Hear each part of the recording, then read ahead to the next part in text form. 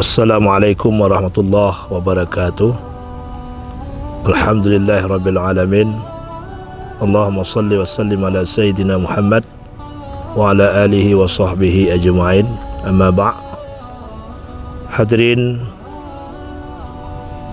rahimakumullah, pada kesempatan yang sangat berbahagia ini saya akan membahaskan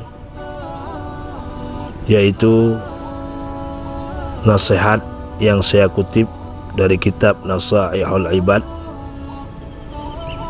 An Ali radhiyallahu an, inna min na'imid dunya yakfikal islamu ni'matan. Sesungguhnya, kata Ali, sesungguhnya di antara kenikmatan dunia yang mencukupimu adalah Islam sebagai nikmat.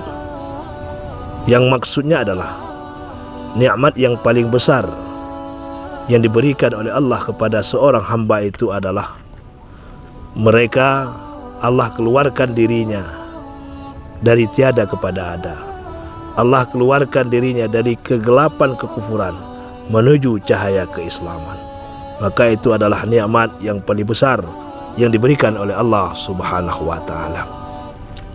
Hadirin rahimakumullah, maka oleh karena demikian, dengan hidupnya kita sebagai hamba Allah yang muslim, maka inilah kita wajib mematuhi apa yang telah diperintahkan oleh Allah dan kita menjauhkan apa yang dilarang oleh Allah Subhanahu wa taala. Karena orang Islam yang sejati itu, orang Islam yang sempurna itu adalah orang-orang yang selalu dekat dengan Allah, orang-orang yang selalu taat kepada Allah, orang-orang yang selalu mengingat Allah Subhanahu wa taala. Mereka melakukan apa yang diperintahkan oleh Allah, mereka menjauhkan apa yang dilarang oleh Allah Subhanahu wa taala. Yang kedua adalah wa inna minal ghusuli yakfika ta'atu syughlan fa ta'atullahi ta'ala a'dhamul isghali.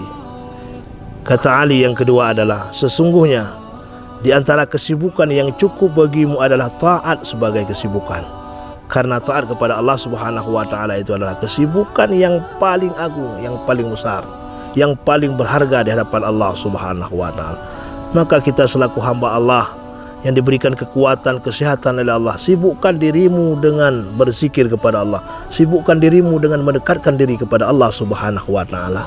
Apalagi di bulan Ramadan, kita menyibukkan diri dengan membaca Al-Quran, kita menyibukkan diri dengan salat tarawih, beribadah, salat malam di bulan Ramadan. Itu sangat-sangat bagus karena di bulan Ramadan itu pahala dilipat gandakan. Janganlah kita sibuk dengan duniawi, janganlah kita sibuk dengan jabatan kita, janganlah kita sibuk dengan harta, pangkat dan segala macam yang menyangkut dengan duniawi. Sibuklah kita dengan Allah Subhanahu wa taala. Inilah kesibukan yang paling utama, yang paling afdal yang kita lakukan, sibuk dengan ibadah kepada Allah Subhanahu wa taala.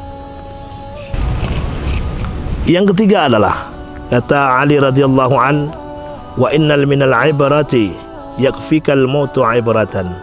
Sesungguhnya di antara ibarat, di antara teladan yang mencukupimu adalah kematian sebagai teladan. Sebagaimana Rasulullah sallallahu alaihi wasallam bersabda dalam sebuah hadis, kematian itu adalah pelajaran yang sangat berharga bagi kita.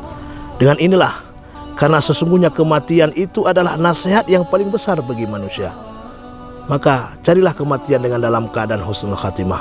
Karena orang-orang yang mati dalam keadaan husnul khatimah itu adalah orang-orang yang beriman, orang-orang yang taat kepada Allah, orang-orang yang selalu bangun malam, selalu mengingatkan Allah Subhanahu wa taala. Indahnya orang-orang yang beriman itu, apabila kita sudah menjadi orang-orang yang beriman, sudah menjadi orang-orang yang bertakwa kepada Allah Subhanahu wa taala, maka Allah akan selalu memberikan petunjuk kepada kita dan Allah akan selalu memberikan kemenangan dan kita akan mendapatkan kemenangan di sisi Allah Subhanahu wa taala.